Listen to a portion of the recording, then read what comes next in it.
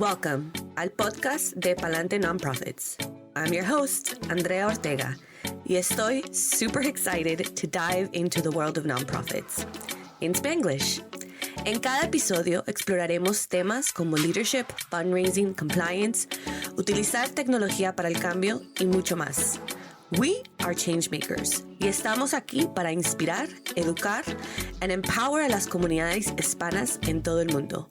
Let's navigate the sector juntos. Palante Nonprofits. Hola a todos, estamos en el último episodio and I've been saving the best for last. Acompañándonos está nuestra invitada especial, Kathy García. Kathy ha movilizado 50 millones en capital filantrópico para fortalecer el trabajo comunitario en la intersección de la justicia económica y racial como líder de programas en instituciones como la Fundación Citi, Robin Hood y la Fundación Prudential. Además, ha asesorado a cientos de líderes sin fines de lucro sobre capacidad organizativa y liderazgo. Y ha liderado una red nacional de aprendizaje para financiadores que aprovechen la tecnología para desarrollar sus capacidades. Kathy, I'm so happy to have you here. Would you mind introducing yourself and telling our visitors cómo te sientes y cómo terminaste en este sector? Yeah, thank you, Andrea. What a pleasure to be here. Es un honor y un placer. Los que te conocemos sabemos el privilegio que es estar en conversación contigo, so muchas gracias. Kathy Garcia, I have been in this sector for a very long time, close to 15 years. I'm currently Director of Program Initiatives and Learning at the Geraldine R. Dodge Foundation out of New Jersey, where we focus our work on supporting efforts that lead us to a just and equitable New Jersey.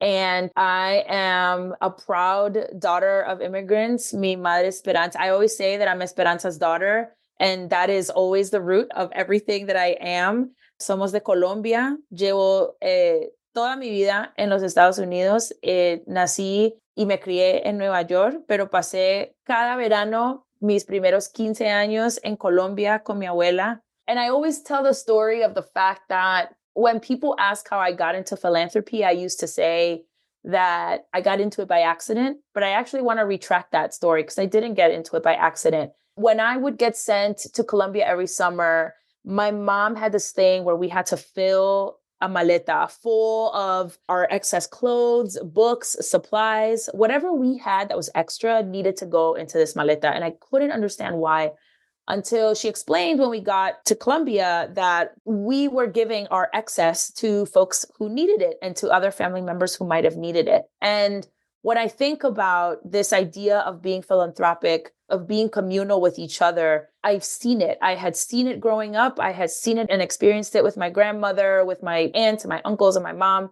And so it's actually not surprising that I would wind up in a sector like this because so much of my life was shaped by the way that we lend our excess, whether it's time or resources, to our community and to the people who need it. So I say that, and I think that's a little bit about how I ended up in this field. I didn't wake up one day and say, I want to be a program officer or a program director when I grow up. But I think I was always meant to be here in some way, shape, or form. And how I'm feeling today, I'm feeling hopeful. Awesome. I love that. And I can relate to that story too. People, we don't wake up being in the nonprofit sector. Para nosotros eso no es así, especialmente cómo se le explica a nuestros papás que no vamos a ser abogados o doctores, que son las únicas carreras que conocen. Mm-hmm. So I relate to that so much. Esperanza did a great job. Y the same, yo también iba a Colombia y las maletas y todo lo que se... Todavía mandamos cajas, todavía se manda cajas whenever there's extra y creo que es parte. Me encanta. Antes de que empecemos también, me encantaría que dijeras un poquito de Philanthropy con Café y lo que tú representas ahí, and then we'll get into our questions. Pero sí. Thank you. Yeah, so Philanthropy con Café is a digital community and a consultancy that's really dedicated to liberatory philanthropy. And what I mean by that and what we mean by that is really working towards a future where hopefully philanthropy no longer exists, that our resources are so abundant that everyone in our community has access to the resources, the tools, and the things that they need to be safe and healthy, that these things are so in abundance and available that you no longer need a philanthropy because the resources are there. And I don't know if it'll ever happen in my lifetime, but for Yeah. me, it is the North Star.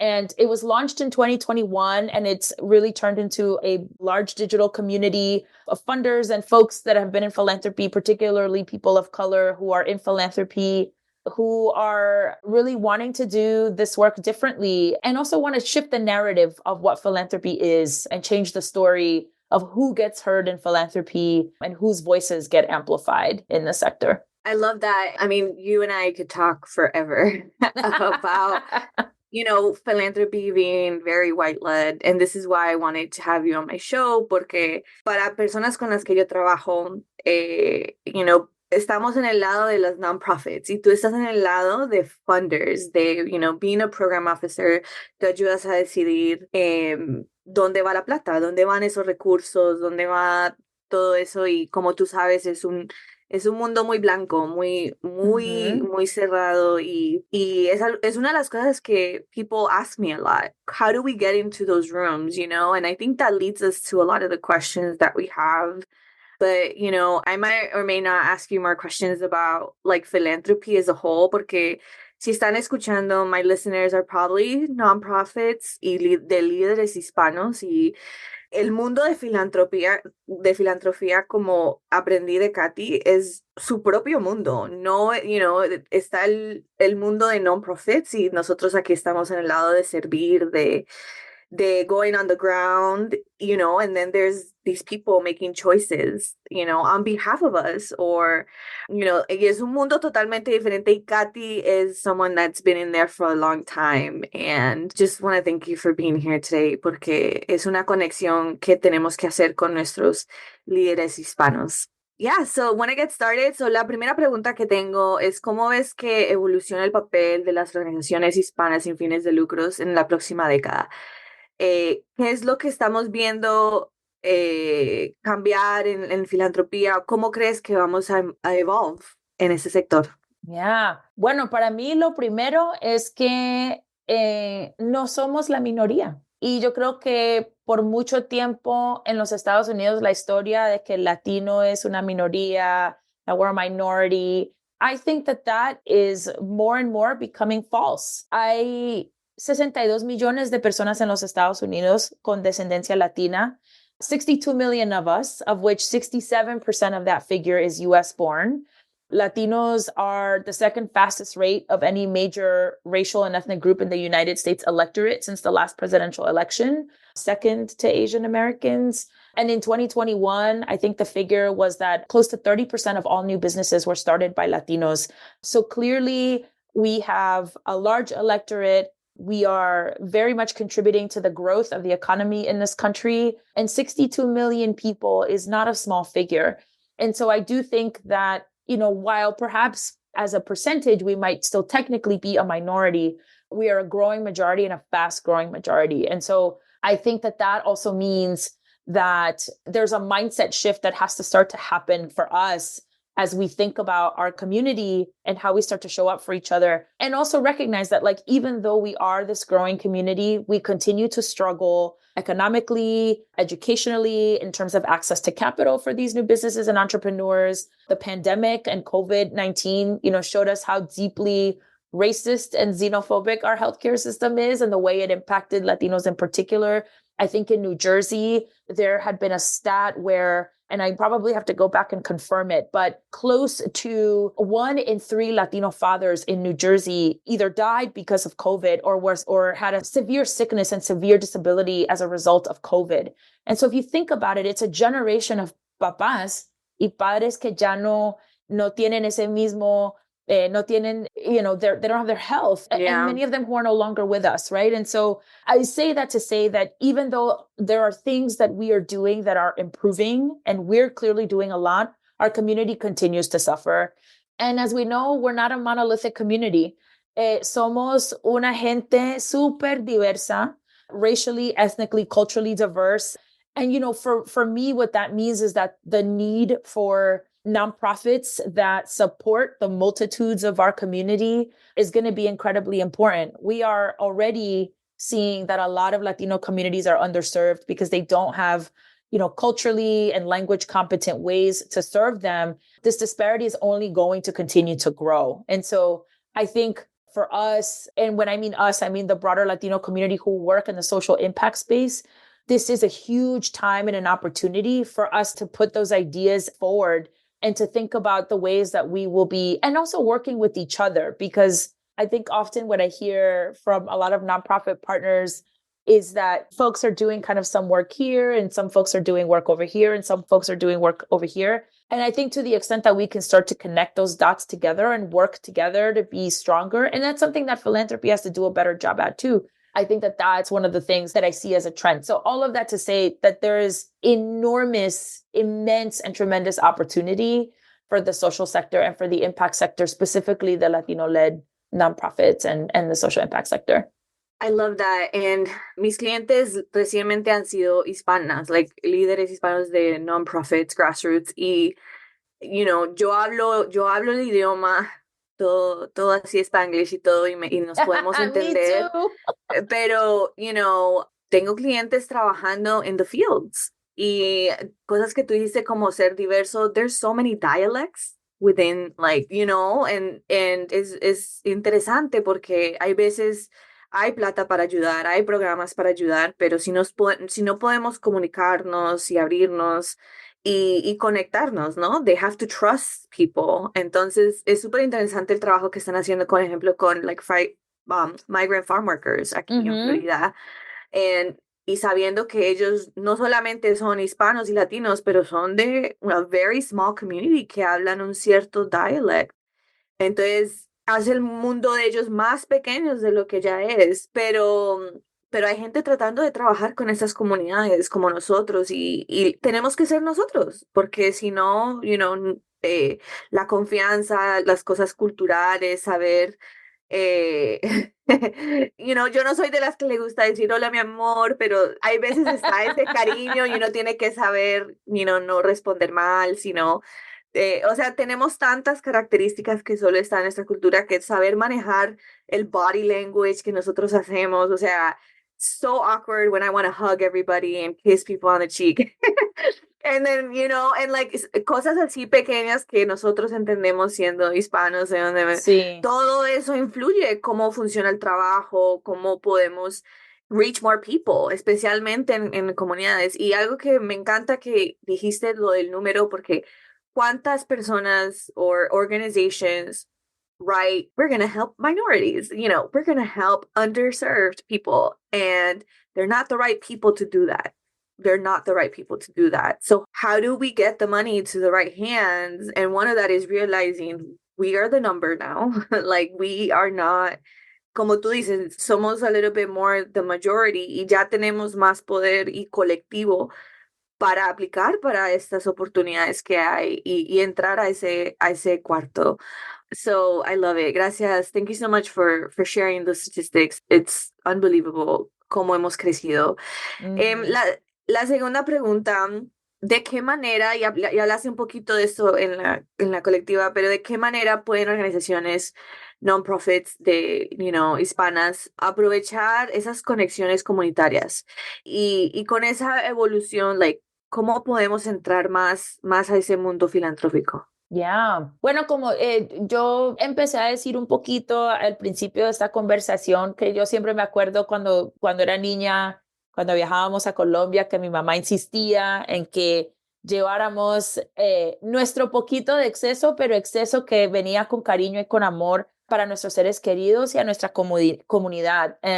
To me, again, like this idea of being philanthropic didn't start with Jeff Bezos or Bill Gates or any other wealthy white guy that we might have seen, but it's really been a way that our grandparents and our ancestors have really practiced this idea of love of mankind, which is the root word, which is in Greek of philanthropy. It translates into love of mankind. And so this idea of doing that for each other. And so tactically, what that means for me, or at least the way that I have thought about it in my work, is that culturally, we are a people that is deeply rooted in practicing care for community and care for each other. Somos muy familiares, somos muy calorosos, somos personas que somos muy serviciales y muchas de esas prácticas fueron pasadas a nosotros, by our indigenous and African descendants and ancestors. And so we're practicing what has always been innate to us.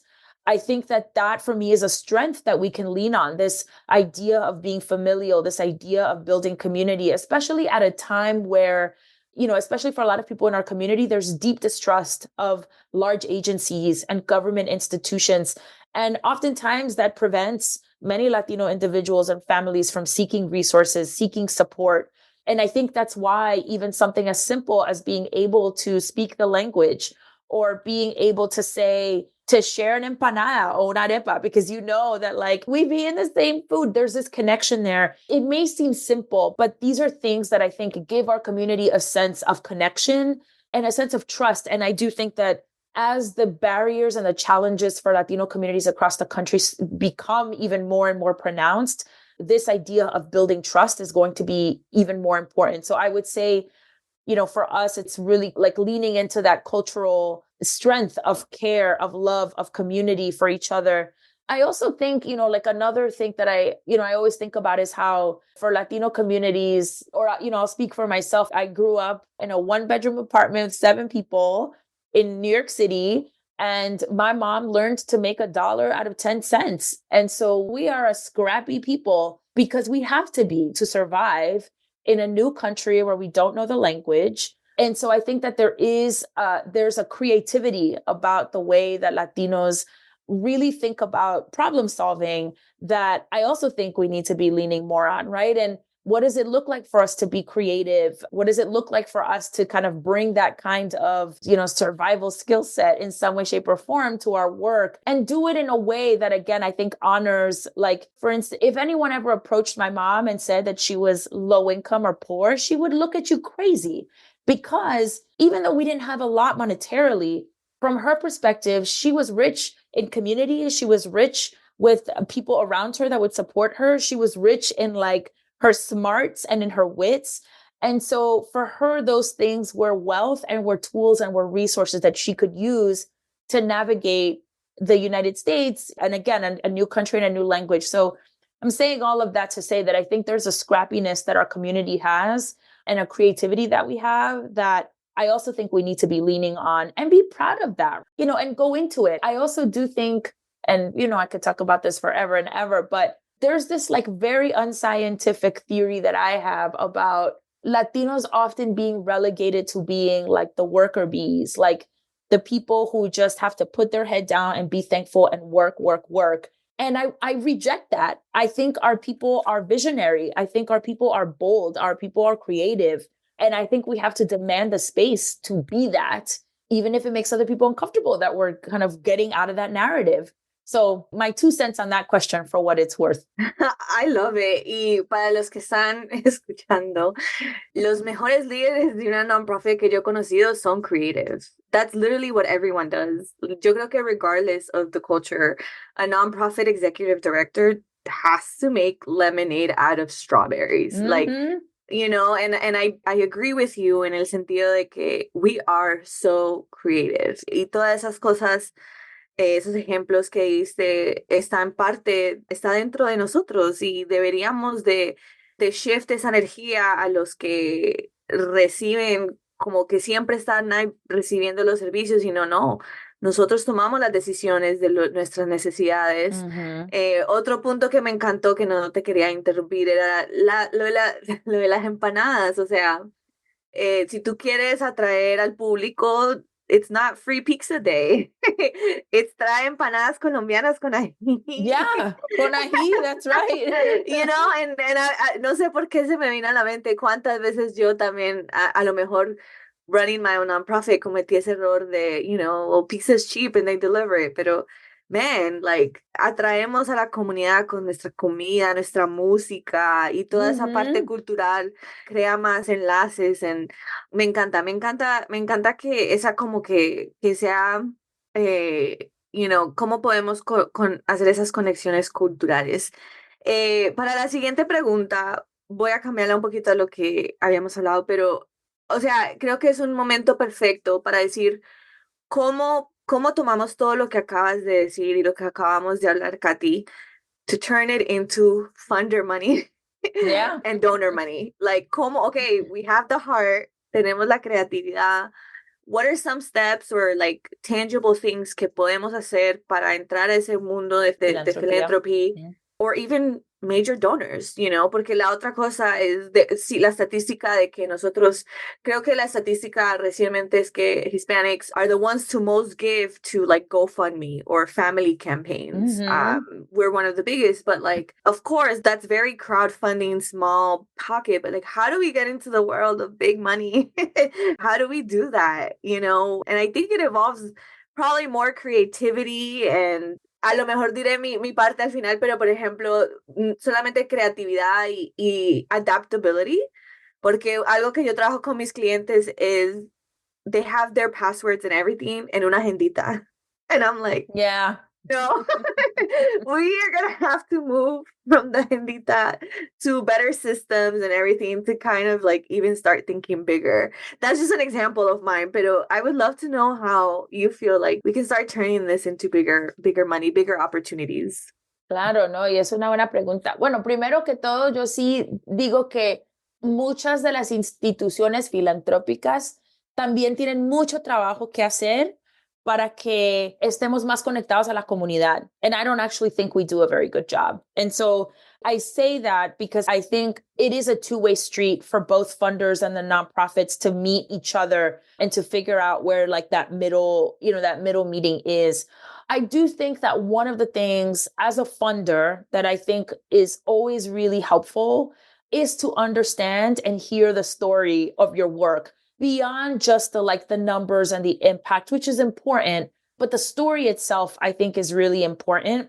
And I think, again, like Latinos are natural storytellers. I feel like there's never a day where I don't visit family que un tío no me está contando de lo que pasó el martes a las 5, que esto y lo otro, y la tía, and like, you know, we're storytellers. This is how we express ourselves. And so sort of connected to the previous question that you asked about, you know, like what are the things that we lean on? I think the storytelling is definitely one of them, but it's also one of the really effective ways that you engage with a broad range of donors and supporters, because the more you can talk about your story and why it matters and why it's important, that's really what resonates with a lot of funders.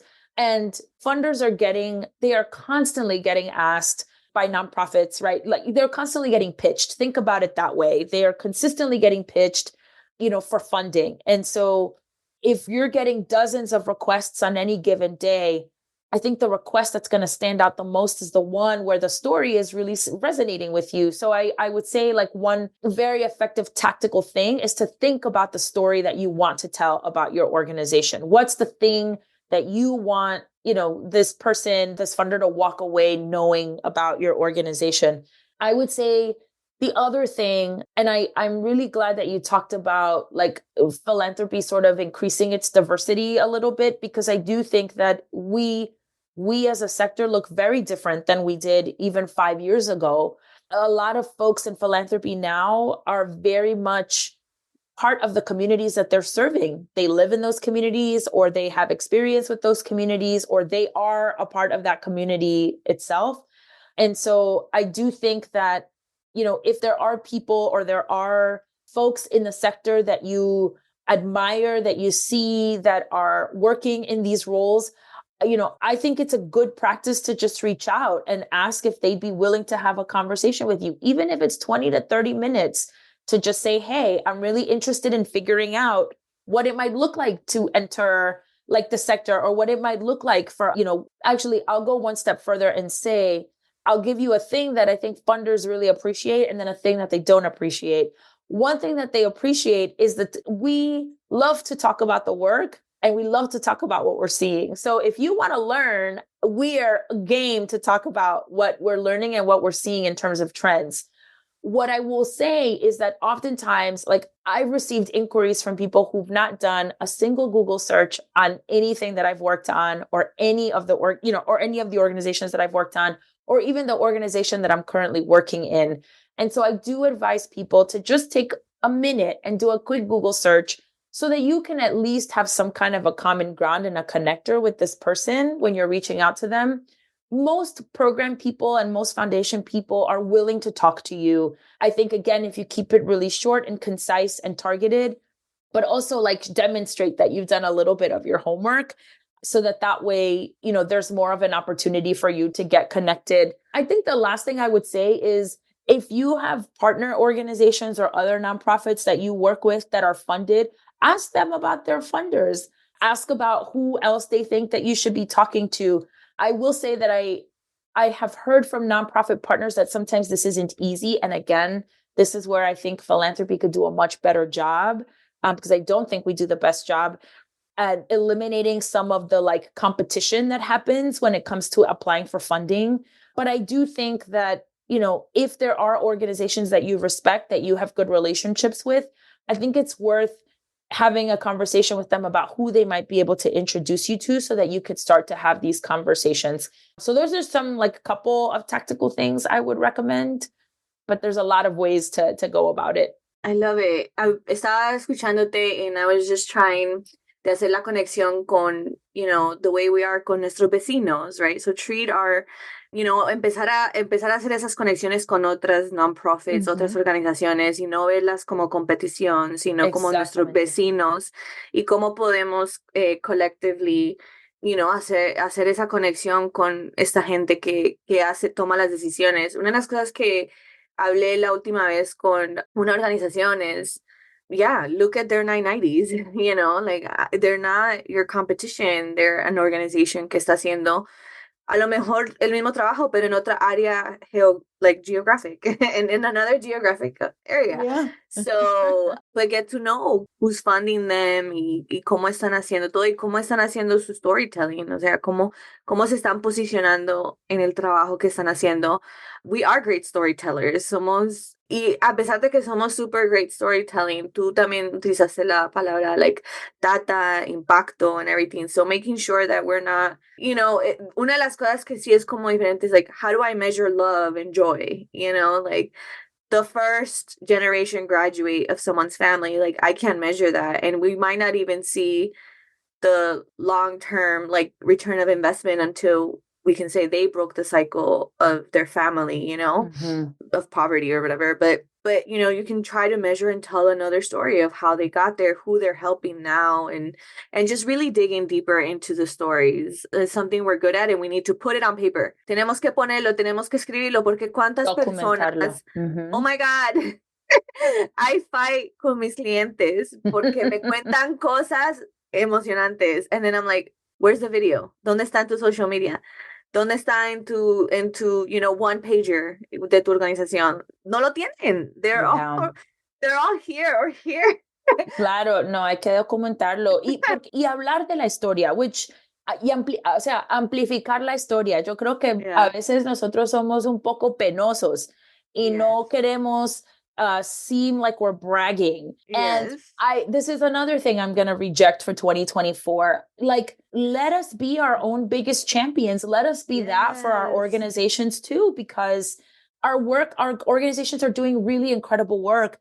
Confidence is infectious. And I think that a lot of leaders are, and again, I think it is cultural, right? I do think that there is this cultural sort of, if we're too loud, then we're not thankful. If we're too boisterous about it or we're too vocal about it, then we're bragging. But I want us to challenge that a little bit because I do think closed mouths don't get fed, as they say. And I do think that our organizations, the folks in our community are doing such brilliant work. And so amplify that and put the story out there so that more and more people are also seeing what you're doing, right? And thinking of you when they're thinking about new opportunities, because this is another thing.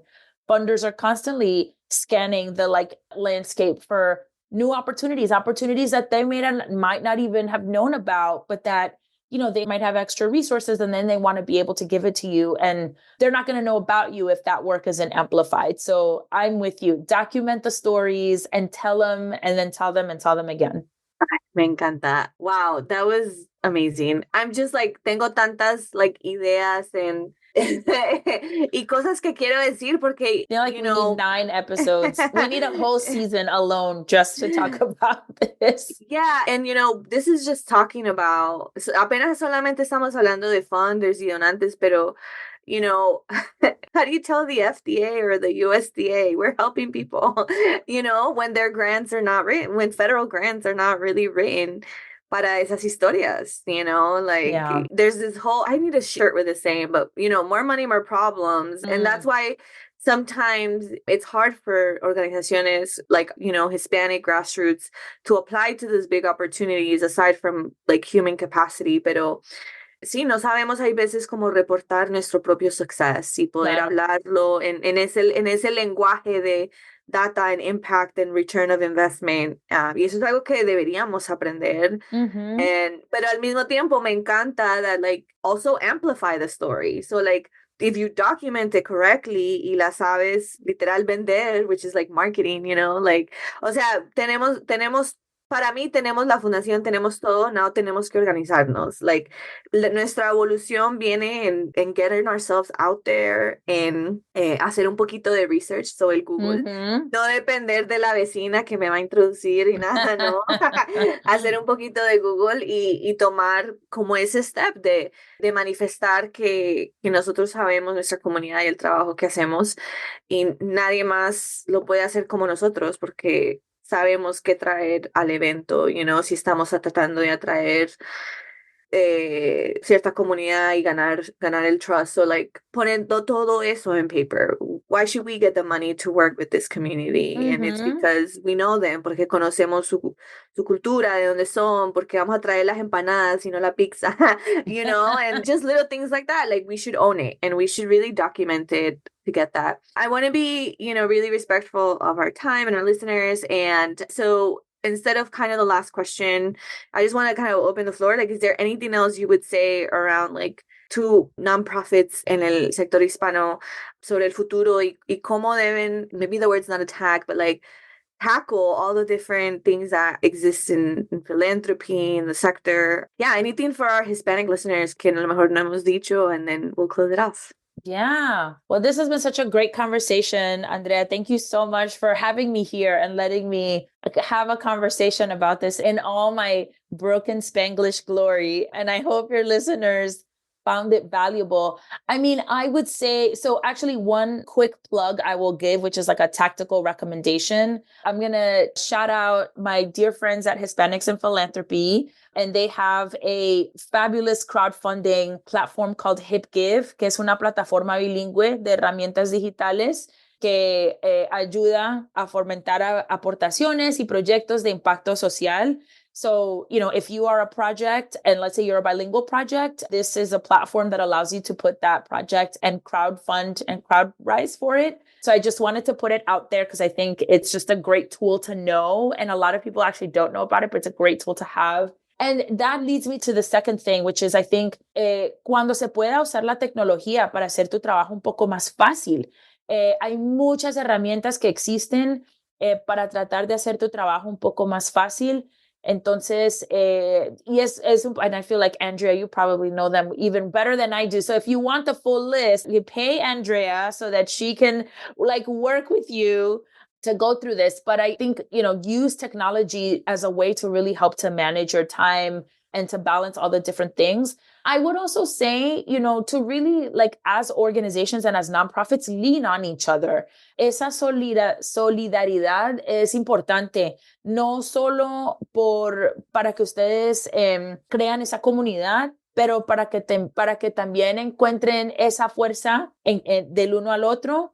And you lean on that strength to do the work together. None of the work that you guys are doing on the front lines of community every day is easy. And it's even harder if you try to go at it alone. So I do think lean on each other.